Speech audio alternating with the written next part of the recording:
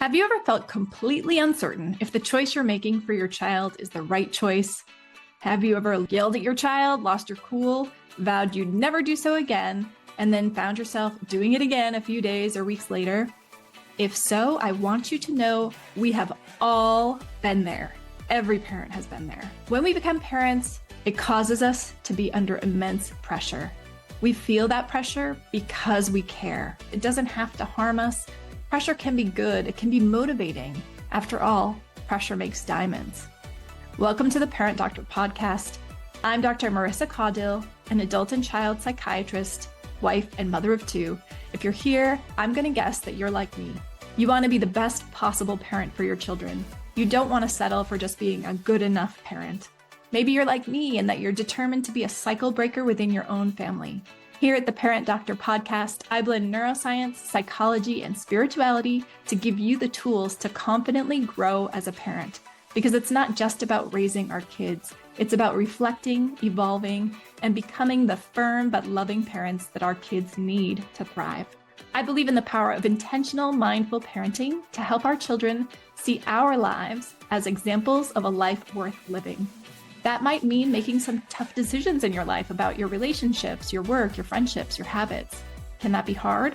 Yeah, sure. But anything really worth doing is not easy. And that is how we're going to reverse the teen mental health crisis our kids are facing. By leading with love, embracing failure, modeling resilience, and creating homes filled with understanding and connection.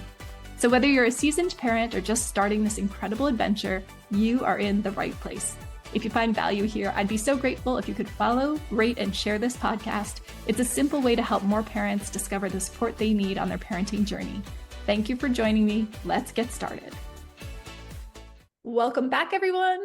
This is Dr. Marissa Caudill, welcoming you to the Parent Doctor podcast again. Today, I am really thrilled to welcome my friend Rachel Sang. We just met like 2 weekends ago at a speaking event that we both attended. And we were just discussing how we both signed up for this kind of on a whim. It was something that was outside of our comfort zone, but we both had this urge to become better public speakers.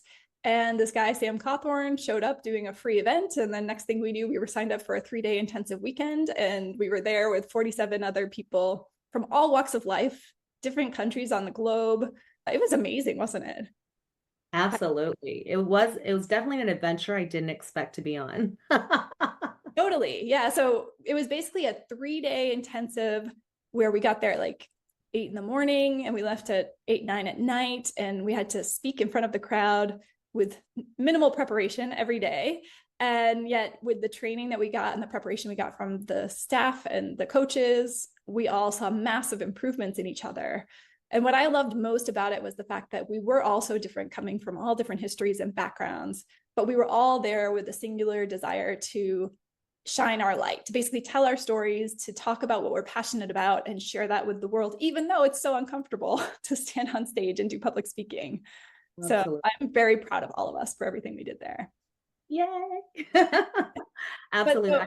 I totally agree with that. That experience has really been really transformational. And I was able to really say, I was able to find my voice, and hearing yours, I know that you started off being a little bit more shy about what you do. And then when we heard nervous. I was so nervous. Yeah. Well, you did incredible. I cannot believe your evolution over the 3 days. It felt like several years of training is what it looked like, the evolution that happened. So your transformation was incredible. So I think all of us did. We learned so much good stuff there. It was awesome. So we should promote it a little bit. So it's called Speakers Institute. If any of you here in the US get an opportunity to work with this group, we highly recommend it. We're not getting kickbacks. So they are the largest speaking training program, I guess, in the Southern Hemisphere. The trainers are all from Australia. So it's also fun. You get to hear Australian accents all week. It was really, really great. And although I've done a fair amount of public speaking, not so much recently, but throughout my academic training, I would have to perform and talk in front of people pretty regularly. But that was all very clinical, very formal. Standing behind a podium giving grand rounds is very different than what we learned at this 3-day event, which was to really not just effectively tell information in a way that's visually compelling, but to engage people emotionally, to keep their attention and to really draw them into your story. So I think it was super powerful and really, really valuable. Absolutely. It was they used a term called story showing, and I really like that because I've never heard of that before, but it was definitely a lot more elevated version of storytelling, and it was very elegant how everything was presented. So we are blessed to be able to experience that. I hope more people get to do that. Totally, totally. I think like all kids should learn that in school. It was awesome. Yeah. All right, so shifting gears a little bit, the reason I brought Rachel to talk to all of us is that she has a really interesting life story. We'll let her talk about it, but basically she's what she calls a serial entrepreneur. She's one of these people who can do so many things and has done so many things, which is a beautiful personality trait and something that I think we all can work to instill in our children, because that kind of dynamic flexibility, especially in this world that is only going to change more and more rapidly in the next few years, we need to be raising kids who aren't dead set on any given career. They need to be able to pivot and change depending on what the world needs so that they can continue to bring value to a changing world. So I think that's one of her awesome traits. But then the other thing that's really interesting about Rachel, and that many of you will probably be able to relate to, is she had her first children when she was quite young, and they're now in their 20s, and she divorced, and now she's remarried and has a 7-year-old. So she's really gotten to be a parent twice. And I told her I'm a little envious because I did not get married young. I was a geriatric mom the first time around and barely got a second child before I was done. So I'm thankful that I got to have 2 kids. I wish that I had had more, but like I'm not going to get that chance, right? There's no way that 15 years from now, my 60-year-old body is going to be having some children. Like that ship has sailed, unless there's some major technological advances. Well, you never know. Never know, it's true. But so I think let's start there. Let's talk about your 7-year-old and how things are going and how it is raising a child in 2024 versus what was the year your first child was born. Yeah, so my first daughter, my firstborn, I actually had her when I was attending college. So I was attending the University of California, UC Irvine. And I was actually at that time on the road to I wanted to go into law. So my degree was actually in criminology, law, and society with a minor in women's studies because I was really big on women's empowerment. But then I was 20 and I got pregnant. So there she was. It was a struggle. And I remember my dad cutting me off and saying, "That's it, you're done. You're off of my roster. You can be homeless or whatever you want to do, but I really want nothing to do with you." Of course, he was angry at the time and hurt that I would destroy my life with getting pregnant while in college. But it turned out to be one of the biggest blessings of my life because she's honestly one of the biggest rays of joy and light in my life. I have 3 kids total, but she was my first. And then with that came a lot of struggles, obviously. But I graduated college and graduated cum laude so that I could show my parents, hey, it's doable, and I'm not going to fail in life just because we have a couple hiccups in the road. But definitely not a mistake in my mind. I know when I was younger, I saw it as, wow, I really want to give myself a lot of extra obstacles to jump through. But she was followed by her little sister who we planned. We wanted to have another child because she was so lonely. And I grew up as an only child, and my ex-husband was also an only child. So we didn't want we wanted to have more than one so they could keep each other company. So there came my second daughter. Both of them are in their 20s now. So I have a 21-year-old and a 24-year-old to date.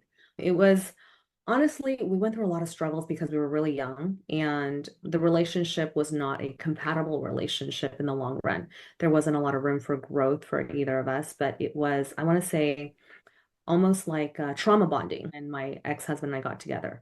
So I had gone through kind of a rough childhood, relationship with my father wasn't the best. There was a lot of physical altercations, physical abuse, and I'm sure there's a lot of crazy stories like that, but it affects you in different ways. And I think that at one point, I shared this story when we were together one time at the Speakers Institute, that how I went to school and I was all beat up, and immediately the teacher grabbed me and said, "We're going to the office and we're calling the police on my father." So I have a big loyalty to my dad. At the end of the day, I know he did his best. My parents were immigrants, so they did their best job.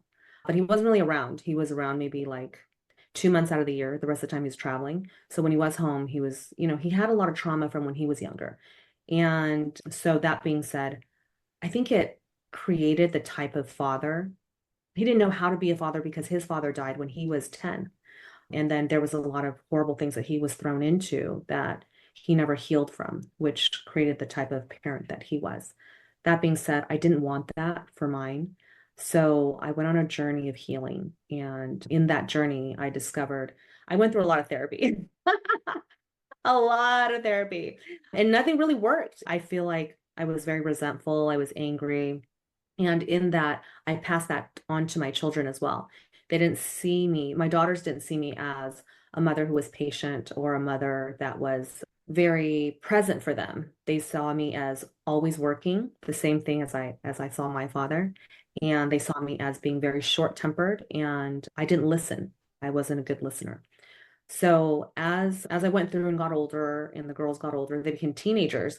This transitioned into a lot of friction in our relationship. As you know, teenagers are hard enough to deal with their hormones. But when they don't feel connected to their parents, they can't speak to them properly. And I didn't know how to communicate my own emotions. We had a huge wall. And then when I went through the divorce, there was a lot of friction where they suffered. I think if I had more knowledge of how to be a better mom and worked on myself a little earlier on, we could have prevented a lot of problems. But that's where the accountability came in. And I think the biggest change in me as a person and as a mother, what flipped the script on our relationship, was when I took accountability for myself. I stepped into accountability of, I made these choices, and I dealt with things a certain way, and I could have done it differently. But everything that happened in my life was because of me, not because of my parents, not because of my ex-husband, not because I became a mom and these kids were driving me nuts when I was in my 20s. I did it to myself. And the moment I had gratitude and I stepped into accountability, everything shifted, everything. And my kids started asking me, like, Mom, what's so different? Why are you talking to us like this? And I'm so grateful because I think my youngest she was 16 at the time when I started the shift, and 16, 17. So it helped our relationship a lot because she was going through the hardest time of her life. And when she saw that I began to change, she calmed down with my energy. And that's something that I think as parents we forget. Sometimes we're like, why are our kids like this? But really, have you looked in the mirror? They're mirrors of us, Oh, I have so many thoughts about what you're saying. It's awesome. No, keep going. Yeah. So I realized like everything that I didn't like, the traits of my kids where I was complaining about them, they were traits that I had, and I said, geez, they're really mirrors of myself. And if I don't like it, why? Why do I not like this trait about myself? Like, why do I hate that they're impatient? And then why do I speak about them like that? So also I learned that language is so powerful and how we speak to our children as well as how we speak about them behind their backs. That is all that's all so interrelated. And it's probably something that's common sense for some people, but it really wasn't for me. And I had to learn that. And I realized not only do I speak positively about them to their face, but behind their backs, I tell people, I have the best, most loving, kind, and really creative children. I'm so grateful to have them in my lives, and they've been a blessing because they saved my life. So once we once these words and everything kind of turned into some kind of magical potion, our relationship really evolved. Like I have new best friends right now. Like they're young. That's fun. But That's awesome. fun.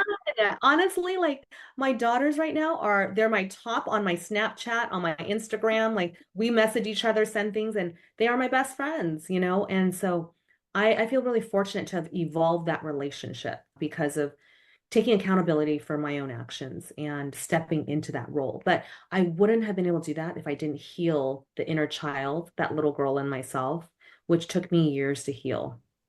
So Yeah, what you're calling accountability, I had a similar shift.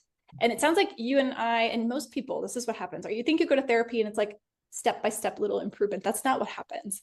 I call it a tectonic shift, like from geology, when the tectonic plates, earthquake. like you're banging your head against the wall repeatedly for months or years. And now and all of a sudden you're like, oh, like, so it sounds like you experienced that when you realized that you owned the accountability. For me, I call it realizing that I'm responsible for my own happiness. Like when you stop blaming it Like the fact that I'm unhappy is because my husband's not doing X, Y, and Z, or my kids are doing X, Y, and Z. When you're in that mindset, you don't hold the power to change the situation. So you feel hopeless. But once you realize that you're responsible for your own happiness, it is a bitter and big pill to swallow. But once you swallow it, everything changes. That's the tectonic shift. When you realize like, oh, if I start using better language and appreciate the people in my life for all the good things that they do for me, then I'm going to feel better and they're going to feel better. And it becomes this like positive snowball of goodness. It's like, oh, yeah, everything comes in. And I honestly can't say this happened because of myself. It really happened because I took another course that was about leadership, and it was about business leadership that somebody told me to take, and it was called HCL, Hardcore Leadership. And I was doing it for business, but when I took it, I realized how I do one thing is how I do everything. So it was initially for the benefit of my business, but I realized if I want to take control of everything else and get rid of the glass ceiling in my life, I've got to completely shift, because I can't keep doing the same thing over and over. And sometimes it just takes that one right nudge in the right direction for you to say, okay, I see the light and everything changes. I had a very similar experience. So I went to a Tony Robbins event called Unleash the Power Within. And that's where I had the tectonic shift for myself. And it's interesting, right? Because like, so for me, it was with my husband. We're both psychiatrists. I love this man so much, but we went through a lot of stress in our early marriage because of our own families of origin. And then we had 2 kids and we were both working full time. And I'm sure many of the listeners can relate to this. Like in our relationship, like many, I, as the mom, as the woman, was carrying most, if not all, of the like emotional work of like working about the kids, who's going to babysit them this day, that you're going to work early and I have to work late or whatever, all of those little loose ends. And it was just tearing me apart. Like I felt so frazzled. And it was there again, because it wasn't about our relationship. Like we had done years of couples therapy. I had done years of my own individual therapy. But when it's like you're looking at yourself so closely, you can't see it. But also it wasn't about that. So like you were able to do the shift when it was first looking at yourself in business. And I was able to do the shift also when it was looking at like generally my emotional state, like what are the emotions that I feel most of the time. And when I wrote them down, I was like, well, those are pretty crappy emotions. Like, why am I choosing those? And you realize that like you have a choice. You can choose different, better emotions and probably feel better. And it was also realizing that I choose to suffer by focusing on these things and telling myself the story that this is the reason why I'm feeling bad. And that I can choose to not view it that way by changing my expectations. So I think it's interesting that like sometimes the biggest shift comes when you're coming at the problem from an unusual angle. Because it sounds like we both tried to do it from the direct head on, like, I'm going to see a therapist. I got this issue. I got to work through it. And that didn't work. What worked was kind of coming in the side door. I love that. Yeah, no, I absolutely love that analogy, coming in through the side door, because it really, not everyone is able to come on head on, and I definitely think therapy helps for a lot of people. But if you don't internalize and realize you're in control, based on everything you do and all the words you choose, and it all comes together and it's based on you, then you just always feel like you've got to depend on being lucky or finding the right person to motivate you and make you happy. No one could make you happy but yourself.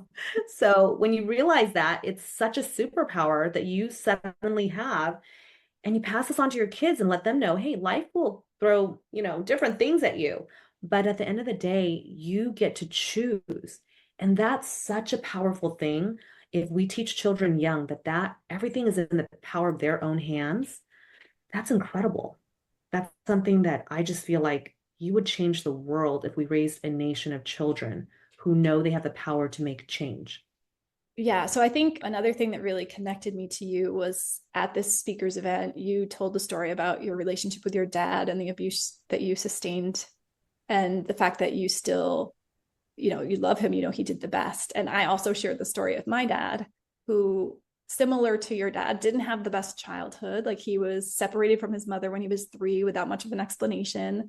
He got married really young, and my mom basically got him drunk on New Year's Eve, and that's when I was conceived. So he wasn't ready to become a father when he became my father. But to his credit, he stuck around and he raised me and my sister, even though his father had not stuck around to raise him.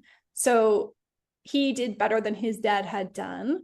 But really, I think both of us view ourselves as needing to be serious cycle breakers, right? Like to really step out of that intergenerational trauma kind of tendency and to be more thoughtful about and intentional about the person that we want to bring to our relationships with our kids, with our partners, and our business partners too.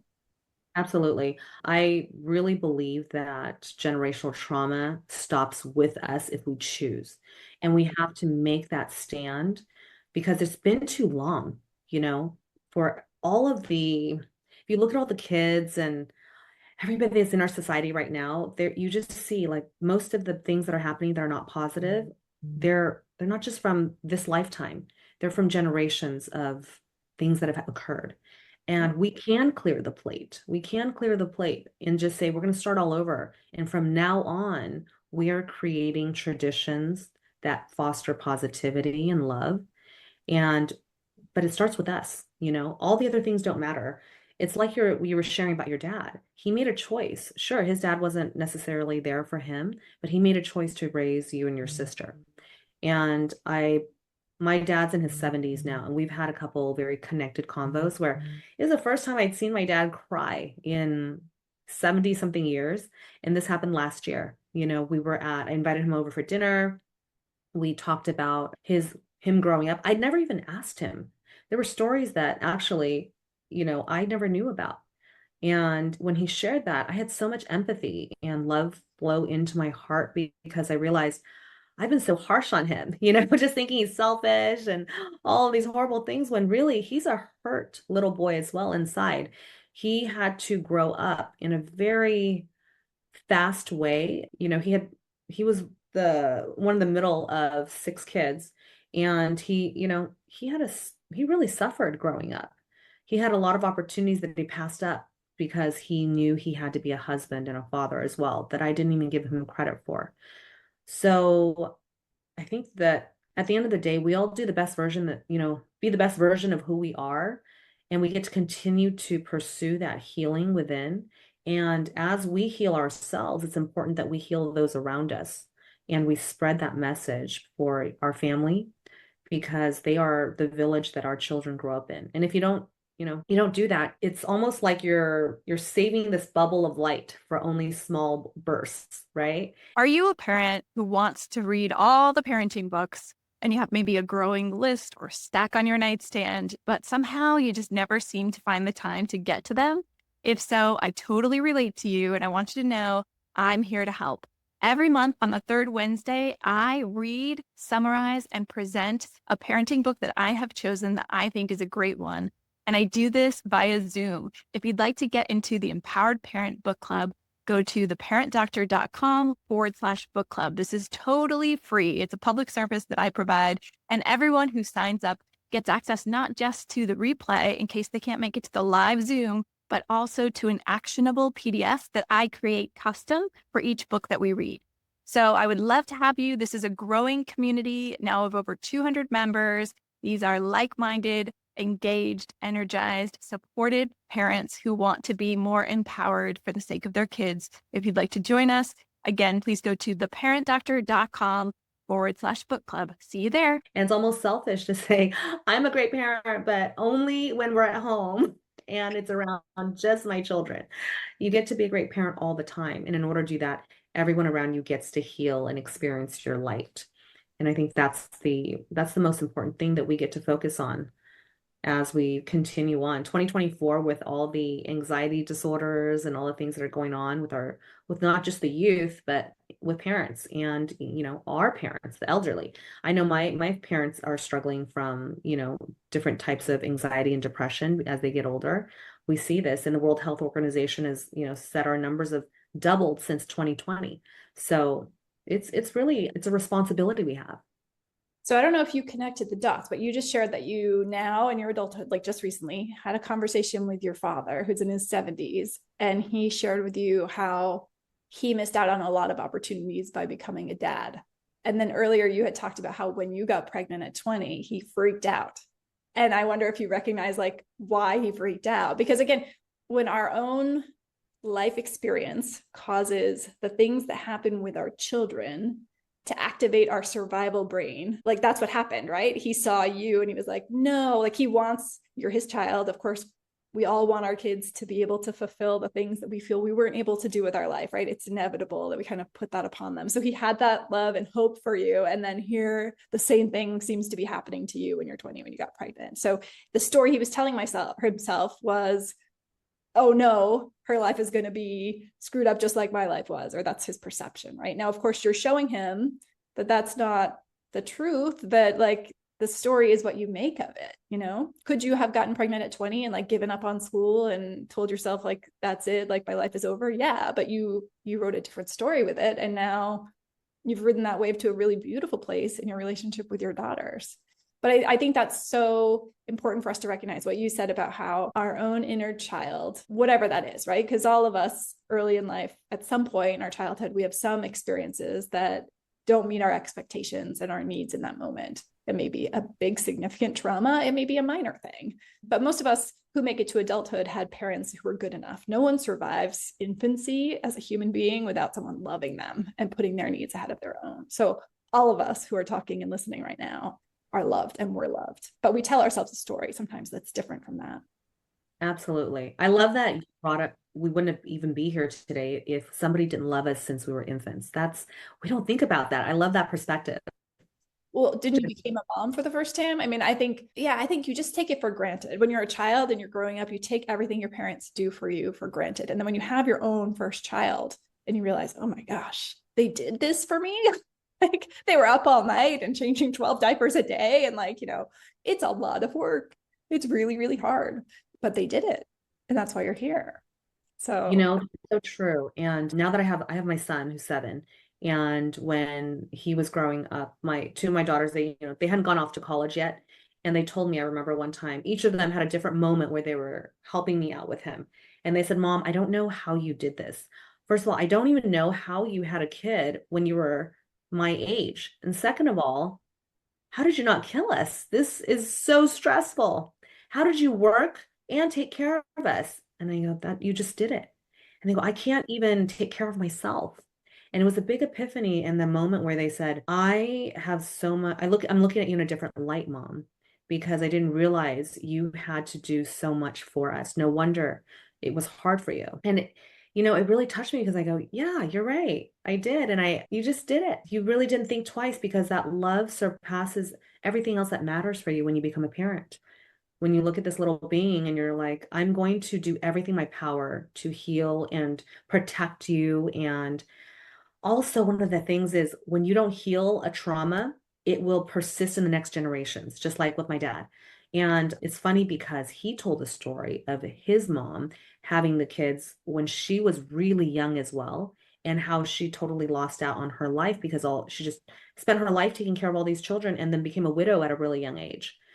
So it's generations of this. And so if we don't stop it now and heal completely, it will just persist down the line. So now that we're aware, we have some tools. I think in 2024, we have some great tools of help, like from parent doctors like you.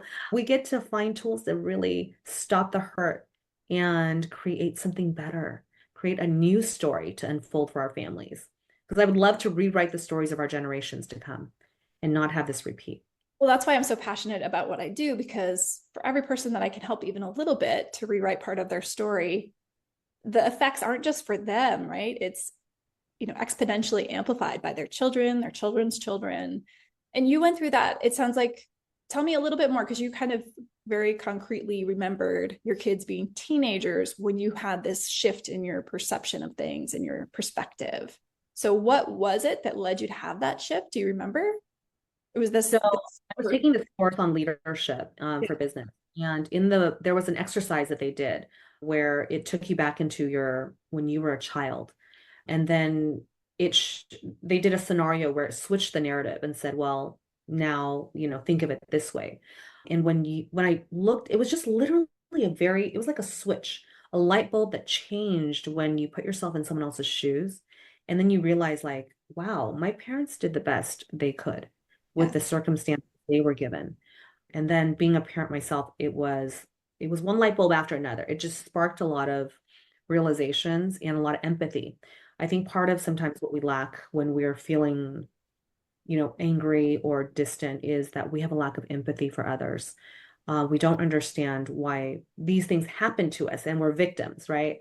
And then once we realize that we're not victims, you can really come out of the situation. But that's the moment it shifted when I realized, wow, my parents went through a lot when they were younger, and it wasn't easy for them, just like it wasn't easy for me.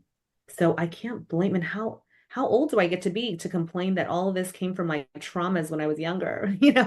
It looks crazy after a while. So that's when it shifted for me. And then I apologized to my parents about being a crappy little teenager myself, giving them, the worst experience. My mom actually said, she goes, when you were a teenager, I actually sought help from somebody and said, I think she's possessed. She's so mean. And I go, I'm so sorry, Mom. But I also apologized to my children. I said, I'm sorry I wasn't the best mom that I could have been. I should have been for you. I was also growing up and I was also learning to be a mom. I didn't have a manual. I was really young and I was in survival mode.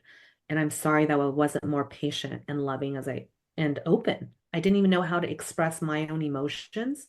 So how could I ask you to express yours? And that opened up everything doors wise for my kids.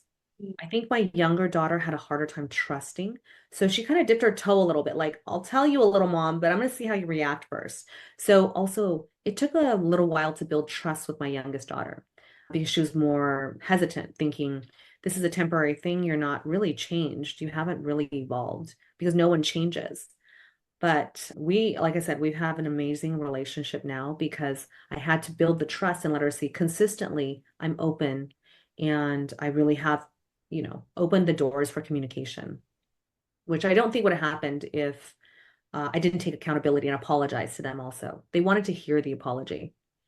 Well, and we were talking yesterday, so we were kind of discussing what we're going to talk about today. And while we were talking, I had this realization that I've been in a place in the past where I really struggled to ask for help. I think, again, when your survival brain is running the show, it's hard to be vulnerable. So it's hard to ask for help.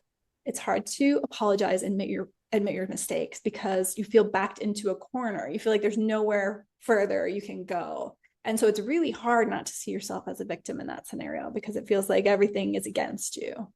But it is within your power to step out of that and challenge, is that really true? And you can only do that by asking for help, by apologizing, by being vulnerable, by letting yourself be authentic. And then when you do that and the world doesn't collapse in on you, you realize, oh, this was all not really as bad as I thought. But it takes a very brave moment to be able to step into vulnerability when you're already feeling like you're giving everything you can and life isn't going your way. Absolutely. I think we spoke about this yesterday about how why is it the vulnerability is so hard? Why is it so hard to ask for help sometimes as a mom, as a single mom or a mom in a relationship? And part of it is feeling scared of rejection, and part of it is feeling weak. We don't want to be weak. We want to say we're strong enough because we have to be for our children. So we're not asking for help, and we don't want to be rejected either. So we're just going to do everything on our own. But what we realize as this goes on is it takes a village to raise your kids properly. And so if you don't ask for help and you're stretched too thin, you're not going to be the best version. Kids need a little bit of variety too in their life. It's like, I totally agree, but I don't think that's our culture. But I think that is absolutely what we should be able to have with each other. It's what we need. So I talked about this in my talk at the event that we were at, but the Surgeon General put out a report last month called Parents Under Pressure. And the statistics were something like 77% of single parents report being very lonely. And that's just so sad. But even married or coupled parents, it was like 45% or something. So we are and again, it's all related to that, right? Because we don't want to present as vulnerable. We don't want to be judged. We anticipate that we're going to be judged. And honestly, sometimes for good reason. We have a very judgmental society here in the US, I feel like. we really do. We do. And so it's not like, it's like you touch the stove, it's hot, you get burned, you don't want to touch the stove again. Like, I think people are hesitant to put it out there, but we have to. I mean, we have to shift something. Something has to change because parents are struggling and kids are struggling. And if we don't start leaning on each other, we're going to fall down. Like, just, Absolutely. I think one of the things that helped out that I didn't lean into soon enough was carpooling. yeah. You know, I know carpooling's been around for ages, but me leaning into trusting, oh, is it safe for my kid to go with this other parent, especially with everything going on in society? But trusting to say, okay, I'm going to really spend the time to get to know these parents and their families so that I can trust them to do a carpool and I can, reciprocate because boy, that really makes life a lot easier. And we sometimes don't connect with other parents as much, especially after COVID. I noticed that everyone's more hesitant to connect. But recently, I've really been connecting with a lot of parents, and I realized, wow, this is really phenomenal how carpooling works. I think that's a great lesson. Okay, so for anybody who's still listening to this podcast, I challenge you, if you're a parent, to reach out to someone in your community and ask for a favor or offer to barter, to lighten your load in order to lighten their load. Because I think the more that we can be interdependent on one another and model that for our children, the healthier our kids are going to be and the healthier and happier we're going to be. Yeah, I think I definitely could do that more too. I've gotten better at it as my kids have gotten older because it's become necessary to do it. But I think, again, as moms, we tend to feel like, oh, I'll take care of it myself. Like you don't want to be that mom who's asking someone else to bring your kid home from the sporting event because you had another commitment. You want to be the good mom who shows up for your kid at every sporting event and like who's there at every whatever after school activity. And sometimes that's just not possible. And sometimes you just don't want to, and that's okay too. Well, okay. So for those people who want to get in touch with you, I think one thing you told me at the start, which was really beautiful, is that although you've done so many things, let me just share with everybody what you told me. You started out right out of college after studying law, decided you didn't want to do law, and you did insurance claims adjusting, then real estate. Then you've been a serial entrepreneur starting various businesses, from a disinfecting business during COVID to a cannabis business to a supplement business. You were an insurance agent, and now for the last 5 years with a partner in Orange County running Renewale, a body solutions spa for body sculpting and skincare. Is that right? Yes. And Yes. tell us about your new venture with No Tox Healing, because I love this. Yeah. So, this has been something that really came after my heart. So I've been doing all kinds of jobs for the purpose of, making money, taking care of my family. This is actually the first business that I created that came out of my heart, that says, this is what I love. I love bringing beauty to the world, and I love healing people without necessarily doing something very invasive. So a term no tox healer is my Instagram handle. And the reason why, I chose no tox healer is because, right now, a lot of times we think we're going to get a quick fix. We're going to go just get some Botox and filler to make me feel better, look better really fast. But sometimes we need to focus on things that take a little bit more time and naturally can help you, some alternatives. So that's why I said no tox. You don't need Botox. And then it also plays on the words of toxicity, because we want to detox our minds from all the negative things that come into it during the week or over the years. So the no tox healer, when somebody comes into Renewable Body Solutions, they come in with a certain mindset. I want to look better, but also I want to feel better. So by the time they leave, we do a series of different treatments that include healing for the inside. So we are able to talk people through almost like therapy, but not obviously clinical, but just giving them that sense of a safe space where they can share, where they can let go of anything they're dealing with. And then also at the same time, we're working on the exteriors. So whether it's anti-aging or helping them slim or tighten, we do all that while they're unloading and detoxifying. So that's why it's kind of a hand-in-hand concept of how you feel on the outside, or how you feel on the inside will reflect how you look on the outside, and vice versa. You'll never meet somebody who looks incredibly beautiful if inside they're suffering and they're rotting inside, right? They're angry, they're sad, all of those things. So I'm a big believer that the inside outside have to match. And I've worked on thousands of clients to date. And I can say that the clients that have left our facility and our place, they've all had the same experience where they feel healed from the inside out. And it's a really important thing to also include like supplements, and there's a lot of different things we include into our experience. So it's a little different than your typical facial place. Yeah. Well, and talk about side door, right? I mean, because they're coming to a spa. I think the side door, actually, I've never really thought about that, but You have to coin I really like it. Oh, I like it too, because when you come directly at a problem, right? Like if they were going to heal their inner child or whatever to a therapist, it's too confrontational. It's more likely to evoke your survival brain and to put up those barriers, mental and physical. But when you come into a spa setting and you're coming in to look more beautiful, your guard is down, your survival brain is down, you're more likely to be trusting. And when it's the same as your business event or my Tony Robbins event. Like when we weren't expecting to be able to have this shift, that's when it's like, oh, it's right there. Like the answer is right in front of me. That's true. And I never thought of it that way. you're absolutely right that, biologically, when we're under chronic stress, hormones like adrenaline and cortisol, they're high. This is actually a risk factor for depression. And in old clinical studies, they used to do this thing called a dexamethasone suppression test.